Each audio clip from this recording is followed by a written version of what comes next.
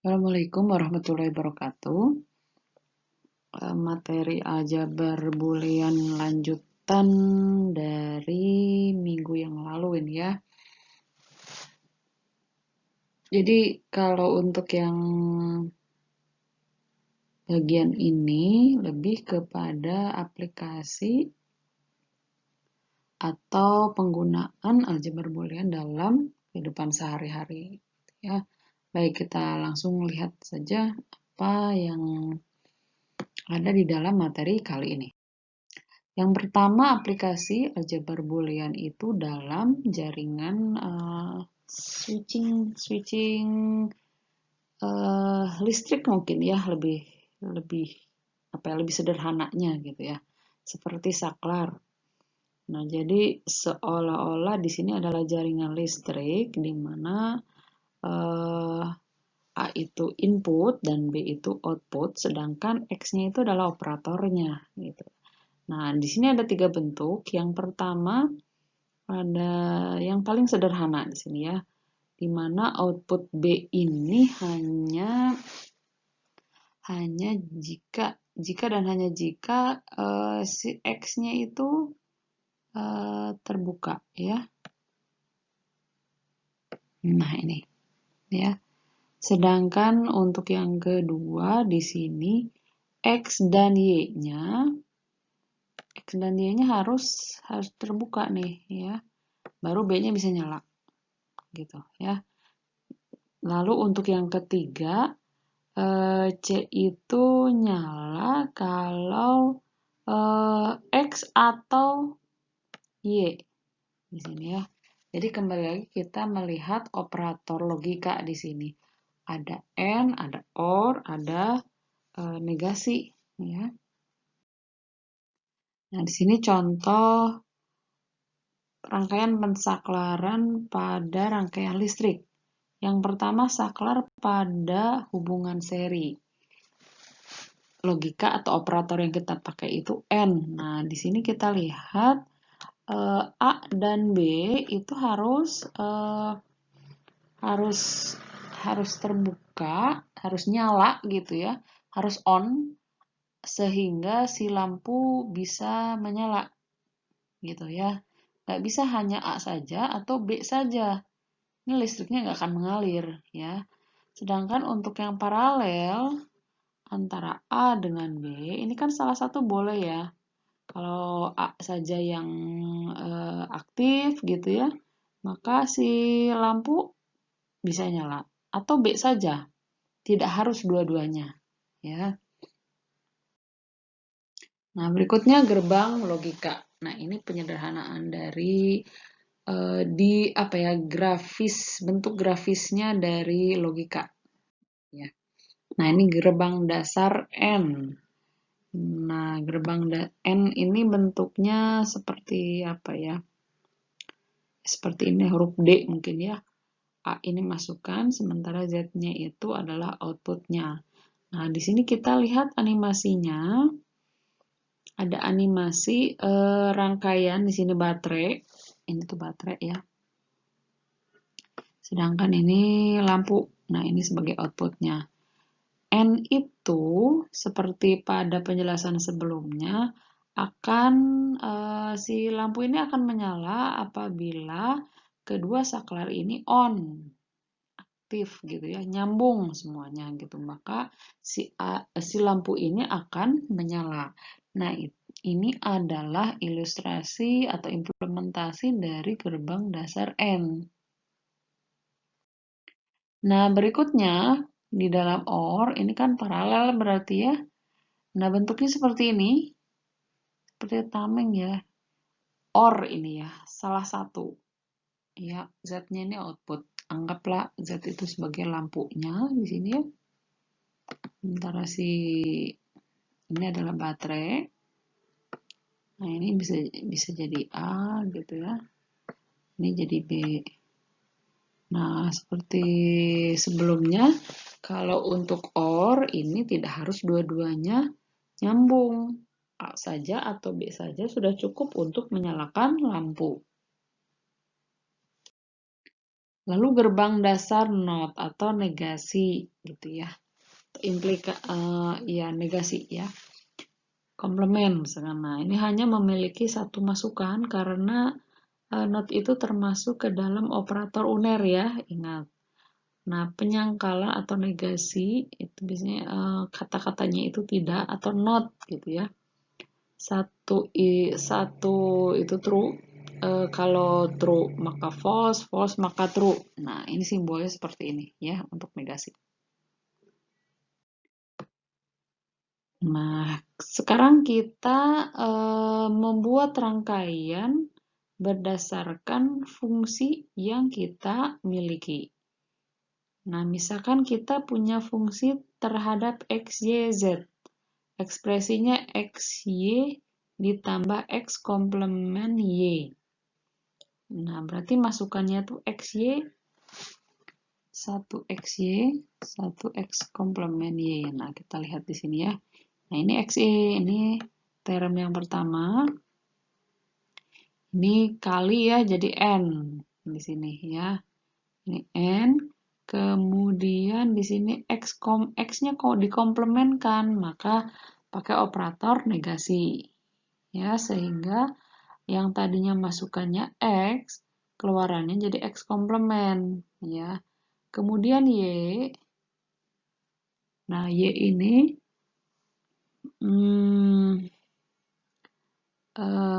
dioperasikan menggunakan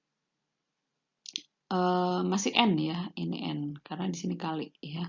Sedangkan untuk X dan X komplement Y, ini operatornya tambah, nah ini merupakan operator OR. Nah, maka inilah hasilnya ya, gambaran untuk ekspresi XY ditambah X komplement Y. Nah, ini cara berikutnya, bisa ditulis seperti ini. Jadi XY-nya cukup ditulis satu kali ya. Tapi ingat bahwa kita punya dua term, berarti masukannya ada XY, ada X komplement Y. Ini juga bisa seperti ini ya. Atau cara ketiga, X-nya itu ditulisnya di atas gitu ya. Kalau ini kan di samping, ini di atas. Nah, ini masukan untuk XY-nya, N ya. Sementara ini masukan untuk X komplement Y. Ya, jangan lupa ini adalah OR, jadi operatornya juga OR, gitu ya, gerbang logika OR. Nah, kemudian kan operator tuh banyak sebetulnya ya, bukan hanya AND OR atau negasi saja, tapi ada not AND. Nah, not AND ini simbolnya seperti ini, eksklusif OR, ya not OR-nya ini ada bulatnya ya, kalau pakai ada not-nya itu di ujungnya ini ada bulatan. Kalau eksklusif itu ada garis di belakang gambarnya. Ya, ini juga sama. Eksklusif NOR, ini NOR berarti not ya. Ada eksklusif, ada notnya juga nih. Nah, ini jangan lupa juga ya. Untuk simbol not. Nah, penyederhanaan fungsi, berikutnya penyederhanaan fungsi boolean. Kalau sebelumnya kita membuat komplement ya, komplement dari suatu fungsi itu kan ada dua cara, dengan dual dan yang berikutnya dengan De Morgan gitu ya. Nah, sekarang menyederhanakan fungsi boolean. Misalkan kita punya fungsi terhadap X dan Y, ekspres term yang pertama X komplement Y ditambah dengan X komplement XY komplement maksud saya ya, ditambah Y komplement. Nah, ini bisa disederhanakan menjadi X komplement ditambah Y komplement. Kalau kanonik itu kan panjang ya, lengkap, harus ada setiap literalnya gitu ya. Nah, padahal sebetulnya bisa disederhanakan sehingga menulis ekspresinya tidak panjang ya, tidak harus panjang. Nah, penyederhanaan fungsi boolean dapat dilakukan dengan 3 cara. Yang pertama secara aljabar, kedua peta Karnoff, kemudian yang ketiga metode Quine-Miklaski, metode tabulasi ini bentuknya tabel ya nanti. Nah, ini bentuk yang secara aljabar. Nah, kita menggunakan hukum-hukum aljabar. Di pertemuan sebelumnya mungkin ya Anda harus lihat, cek lagi si tabelnya. Tabel hukum aljabar ya. Nah, fungsi terhadap X, Y itu sama dengan X ditambah X komplement Y. Nah, ingat aturan atau hukum distributif ya. X ini ditambahkan dengan X komplement. Dikalikan dengan X ditambah Y. Nah, ingat. Kemudian ada hukum di aljabar itu yang menyatakan bahwa X ditambah X komplement itu adalah 1. Ya. Nah, jadi bisa kita tulis seperti ini sehingga bentuknya jadi lebih sederhana, yaitu X ditambah Y saja. Ya, kalau tulis satu seperti ini kan kita tidak harus menulisnya ya. Nah, yang nomor 2, nomor 3 juga hampir sama di sini ya. Di sini kita lihat terem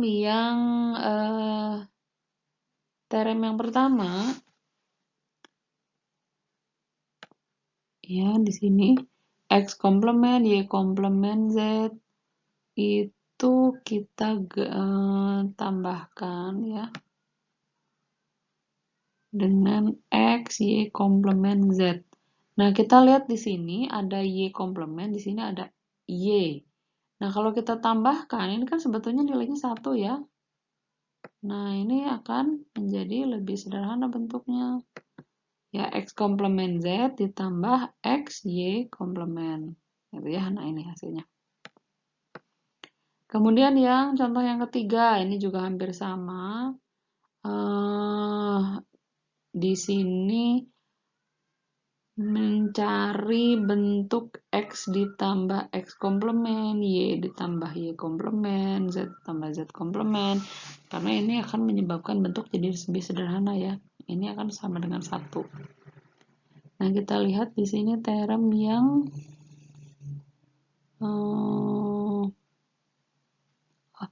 yang ini tuh dikali dulu ya.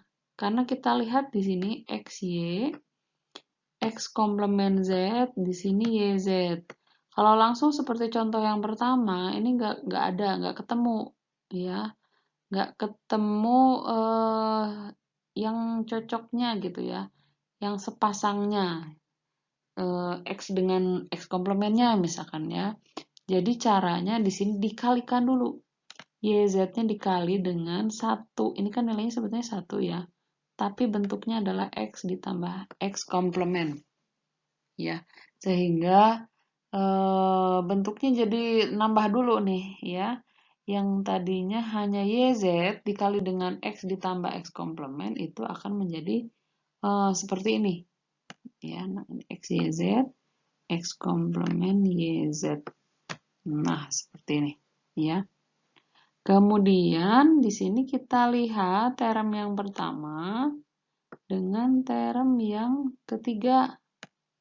Di sini ya, X-nya dikeluarin. Jadi yang tinggal yang di dalam kurung itu adalah 1 ditambah Z. Kemudian yang berikutnya X komplement Z. Nah, ini ya yang kedua dengan yang keempat. Nah, ini X komplement Z-nya dikeluarin, sehingga yang di dalam kurung itu tinggal 1 ditambah Y. Dan ini nilainya sama dengan 1. Ini juga sama, ini nilainya 1. Sehingga bentuknya sederhana ya di sini. Yang tadinya 6 literal hanya 4 literal jadinya. Ya. Nah, berikutnya dengan menggunakan peta Karnaugh. Peta Karnaugh ini ada macam-macam, tapi paling banyak itu yang efektif itu sampai 5 ya, sampai 5 kotaknya. Nah, kita lihat yang pertama peta Karnaugh dengan dua ubah. Dua ubah itu berarti dua variabel X dengan Y saja, ya. Nah, untuk dua ubah bentuknya seperti ini. M0, M1, M2, M3. Ya. Ini untuk X. Nah, di sini barisnya untuk X, kolomnya untuk Y. Nah, untuk baris yang pertama, X yang nilainya 0, yang kedua X yang nilai 1, ya. Kemudian yang Y juga sama. Nah, Anda lihat di sini, ini adalah min term. Ya, min term itu berarti SOP. Nah, SOP itu kan defaultnya nilainya 1 ya. Jadi, kalau kita di sini X-nya 0, Y-nya 0, berarti X-nya komplement, ya kan? Kemudian Y-nya juga komplement. Nah, atau misalkan kita lihat di sini kolom baris yang pertamanya 0, 01, berarti di sini X komplement Y. Ya. Sedangkan untuk 10 berarti X, Y komplement. Ini sebetulnya sama sesuai dengan peta yang ini ya. M0, M1, M2, M3. Iya. Berikutnya dengan 3 ubah. Kalau 3 ubah ada 2 baris, 4 kolom. Nah, Anda perhatikan di sini ya. Min termnya. Ada M0, M1, M3, baru M2. Nggak berurutan ini ya. Kemudian di bawahnya juga M4, M5, M7, M6. Nggak berurutan ya. Misalkan M0, M1, M2, M3 gitu. Tidak seperti itu. Karena kan sebetulnya tujuan utama dari peta Karnaugh itu menyederhanakan. Nah, menggunakan prinsip-prinsip X ditambah X komplement. Y ditambah Y komplement. Z ditambah Z komplement. Karena itu nilainya 1. Nah, itu akan digunakan dalam peta Karnaugh. Sehingga literal masing-masing term itu harus berbeda 1 paling banyak. Jadi nggak boleh lebih dari 1. Maksudnya gini, kita lihat di sini ya, untuk 3 ubah barisnya itu X, sementara untuk kolomnya itu, satu kolom itu nilainya untuk YZ. Ini YZ, YZ, YZ, YZ, ya. Cuman ini kan min term ya. Ini min term. Min term itu kalau 0 itu berarti X komplement. Berarti kita lihat di sini 0. Kalau misalkan 00 berarti 0, 00 gitu ya. Nah, itu berarti si sel yang ini akan terisi ya nilainya 1 gitu ya. Kemudian di sini 00, 01, 11, 10 ya. Jadi maksudnya antara digit 1 dengan digit kedua atau digit berikutnya itu hanya boleh berbeda 1. Seperti ini 00 ya. Ini 01 digit kedua. Ya, jadi yang berbeda hanya di digit yang kedua. Nah, begitu juga dengan yang sel berikutnya. Di sini yang berbeda ada di digit ke pertama. Di sini 0, kemudian di sini 1. Yang ini kan sama ya digit keduanya. Nah, ini juga sama. Ini kan 1, ini 1. Ini 1, ini 0, ya. Itu maksudnya ya. Jadi tidak boleh setelah kalau misalkan gini, ini M0, M1, M2, M3, maka di sini bentuknya jadi 00, 01, 10. Ya kan? 10, kemudian di sininya 11. Kalau di sini 01, di sini 10, berarti dua-duanya beda. Antara digit pertama beda, digit kedua juga beda. Ya. Sehingga itu tidak bisa digunakan untuk menyederhanakan karena beda dua-duanya. Ya, si literalnya. Nah, ini contoh yang lain, di mana kasusnya dalam bentuk tabel kebenaran. Diminta dibuat dalam bentuk peta Karnaug. Ya, kalau sebelumnya bentuknya fungsi dibuat tabel kebenaran. Nah, sekarang dikasihnya tabel kebenaran, tapi diminta dibuat dalam bentuk peta Karnaug. Nah, bentuknya seperti ini ya. Nah, ini kita lihat di sini untuk yang SOP dulu ya. Yang SOP berarti kita tandai yang nilai fungsinya 1. Nah,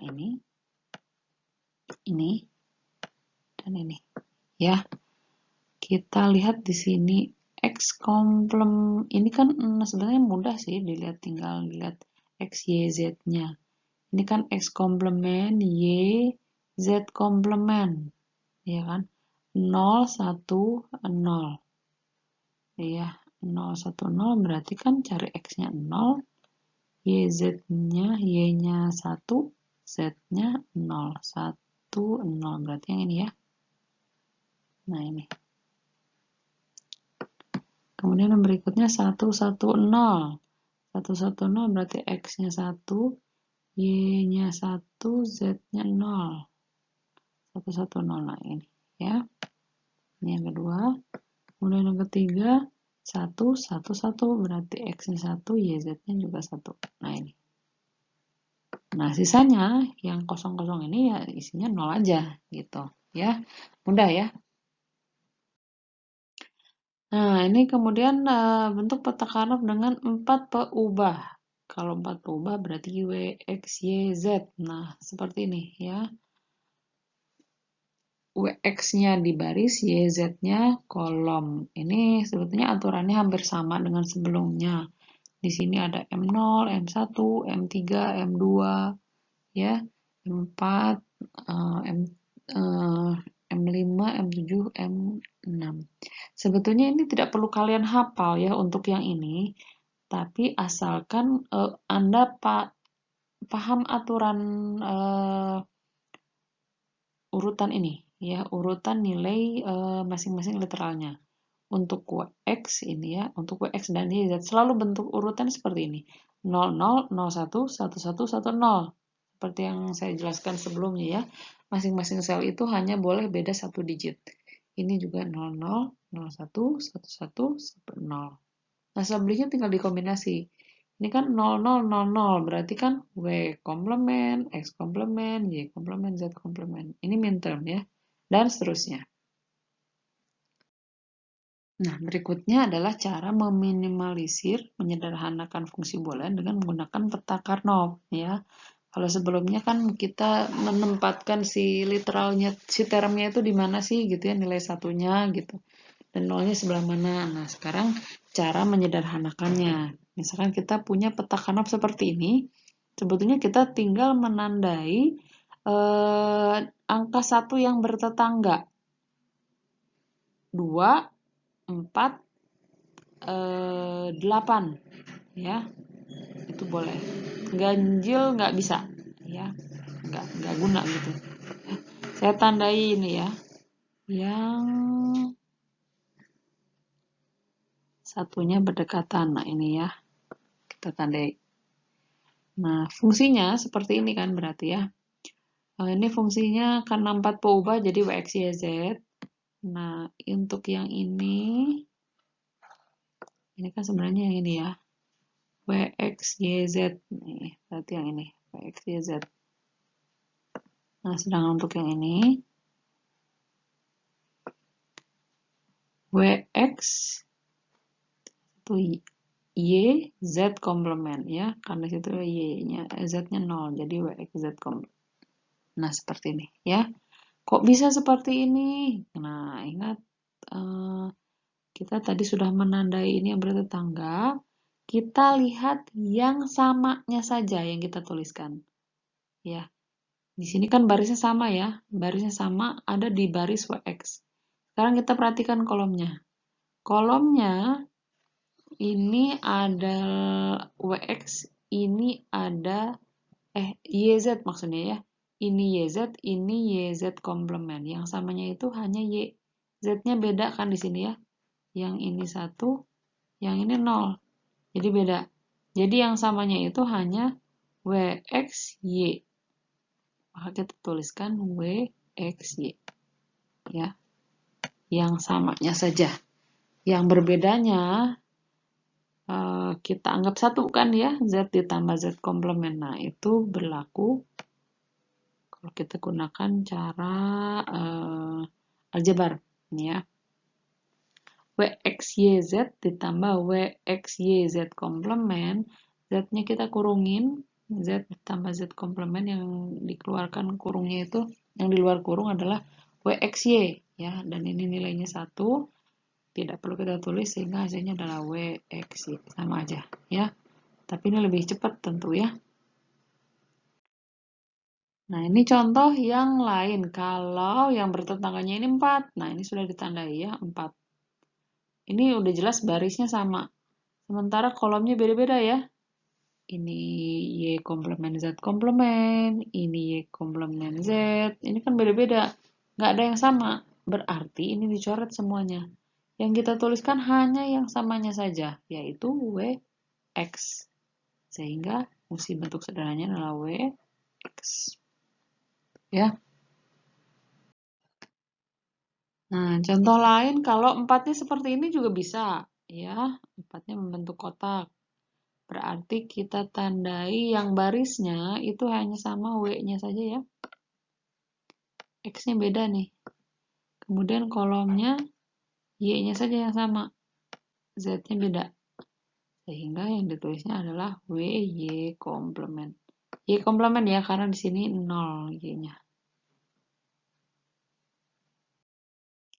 Nah, ini kalau bentuknya itu 8 ya. Sebutnya oktet. Dari 8 buah yang bertetangga. 8 buah angka 1 yang bertetangga. Kita lihat ini kolomnya udah pasti beda semuanya ya. Nah, barisnya yang samanya itu hanya W saja. X-nya beda, di sini 1, di sini 0 ya. Jadi kita tuh hasilnya itu ya W saja ya. Jadi dapat kita simpulkan di sini dari beberapa contoh, semakin banyak itu akan semakin sederhana. Jadi optimalkan ya si kelompoknya. Jadi semakin banyak itu semakin baik gitu. Daripada Anda membuat misalkan ini jadi 4-4 gitu. Nah, itu kan jadinya kalau 4 itu kan tadi 2 ya literalnya. Sementara kalau 8 itu 1. Nah, kalau menyederhanakan semakin sedikit literalnya berarti semakin sederhana. Ya. Nah, ini kalau misalkan dalam satu peta ini bercampur ya posisinya. Nah, kita bisa membuatnya seperti ini. Nah, 4-nya begini, ada 4-nya kolom ya. Kemudian ini ada 2 baris. Nah, untuk yang W Y komplement itu yang WY komplement yang ini ya. Nah, WY komplement ini. Kemudian yang YZ komplement ini yang ini.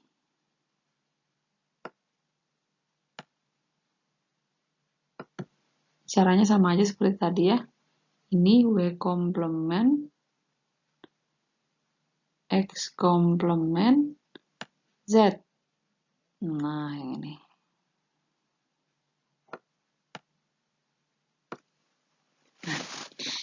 Tuh.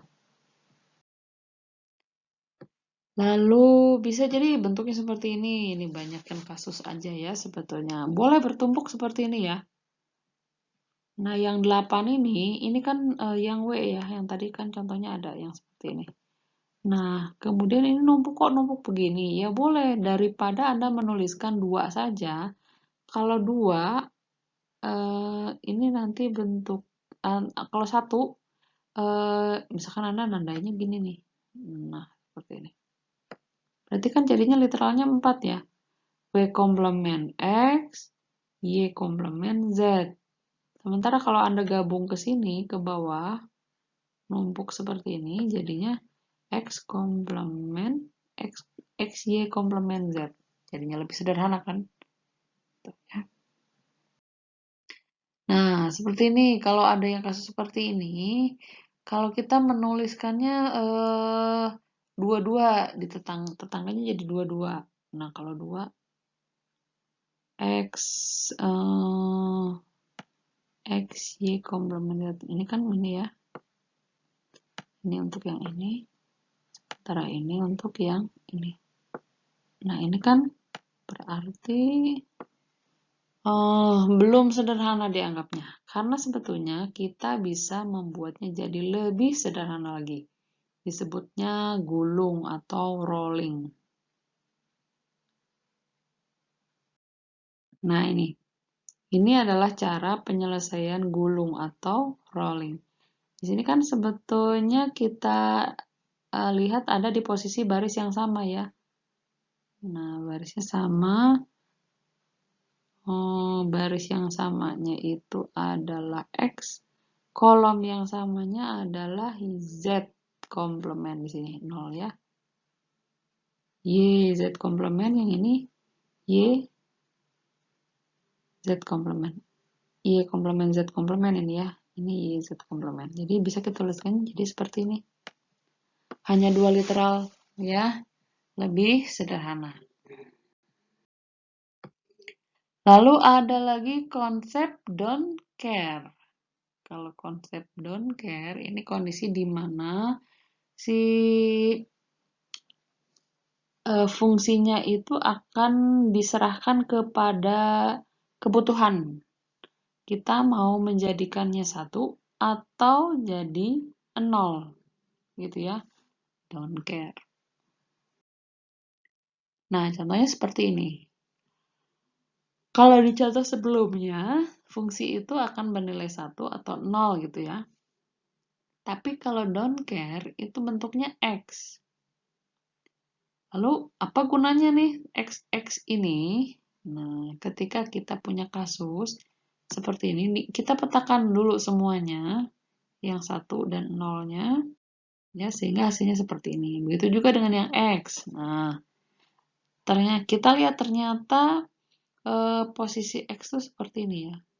1, 0, ada X. Nah, don't care ini bisa kita jadikan dia sebagai 0 atau sebagai 1. Karena kita menandai ini, nah ini, maka X di sini akan bertindak sebagai angka 1. Ya, ini juga sama 1. Ini juga sama 1. Nah, ini belum tentu 1 ya. Karena kita nggak akan menggabungkannya dengan manapun. Mungkin akan lebih baik dia bernilai 0 digabungkan dengan yang di atasnya. Nah, seperti ini. Ini kan jadinya 0 ya. Akan lebih baik kalau X yang don't care-nya itu adalah 0. Gitu.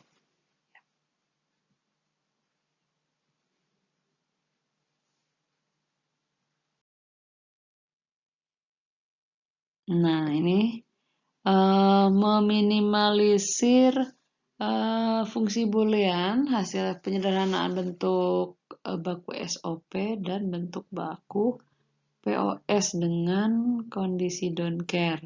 Di sini misalkan kita punya fungsi SOP ya, ini karena ada sigma. 1, 3, 7, 11, 15 dengan kondisi don't care seperti ini. Ya, ada di 0, 2, dan 5. Nah, penyelesaiannya bisa seperti ini. Nah, ini dipakai gulung berarti ya. Nah, ini pakai gulung.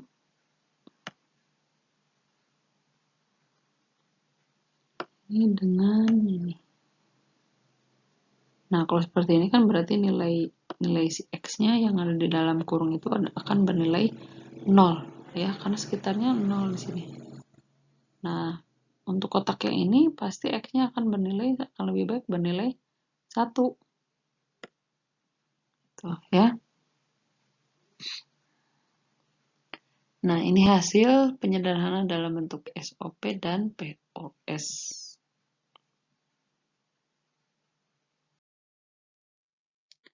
Lalu, nah ini bentuk Quine-Miklaski.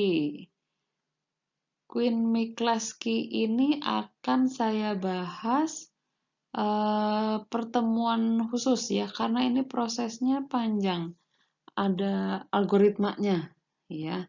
Jadi untuk aljabar boolean bagian kedua sampai sini. Tapi untuk penyederhanaan kita nyambung ke metode Quine-Miklaski minggu depan. Baik, terima kasih atas perhatiannya. Selamat belajar. Wassalamualaikum warahmatullahi wabarakatuh.